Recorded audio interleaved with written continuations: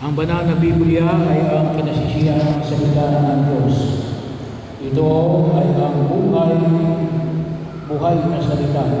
Nagkatawang tao kay Jesus ang nabubuhay ngayon sa pamagitan ng Espiritu na nabubuhay, kumikilos at sa loob ng bawat isa sa atin, tulad ng ipinangako ni Jesus at ibinigay sa atin sa ating binyag.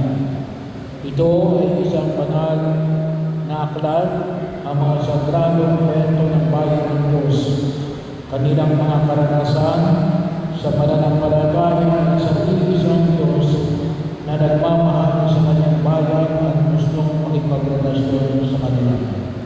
Bilang mga Katoliko, iniikaya tayong basahin ang pagnilayan ng mga pahinaan ng Biblia upang tayo ay mapakain, mapalakas at mapatuloy na mabuo sa mga tapat na alagad na ipagpatuloy ang misyon ni Jesus. Iniling namin ngayon sa banal na Espiritu na nagbigay ng inspirasyon sa mga sulat na ito na pukawin ang aming puso at palalimin ang aming pagnanais na pagnilayan ng mga banal na kasulatan ito. Naway hanapin natin ang mga mas malalim na kaugnayan sa Panginoon sa pamagitan ng mga tekstong ito at hanapin ang aming pagpapakain at lakas upang mamuhay sa mensahe ng pagmamahal nito.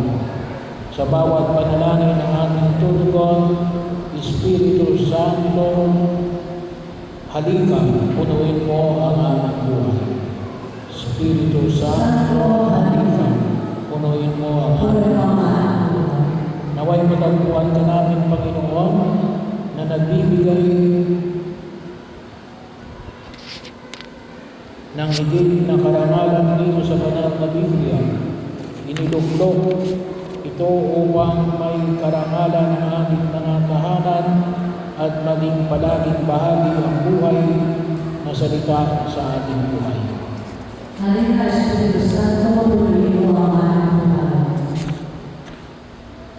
Itanim sa amin, Panginoon, ang matinding pagnanais na makilala ka sa pamamagitan ng iyong salita upang nakatagpo at maging higit na katulad ni Jesus. Espiritu Santo, halika, punuin mo ang aming buhay.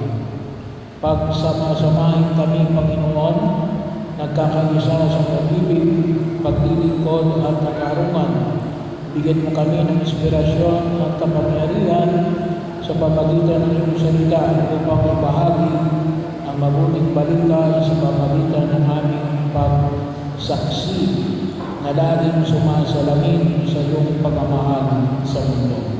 Espiritu Santo, halika, punuin mo ang aming buhay. Mabuti at mabiyayang Diyos, inihayag mo ang iyong sarili sa pamamagitan ng banal ng buhay ng aming mga ninuno ng pananampalataya mula kay Abraham at Sara, Moises at David, Isaias at Jeremias, kina Maria at Jose, Pedro at Pablo.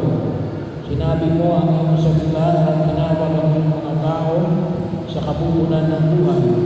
Iginagalang namin ang iyong presensya sa mga kasulatan ito at ipanalangin ang mga salita ng sagradong aklat na ito ay mas malalim na mabuo ang aming mga iniisip, ninanais at mga kilos.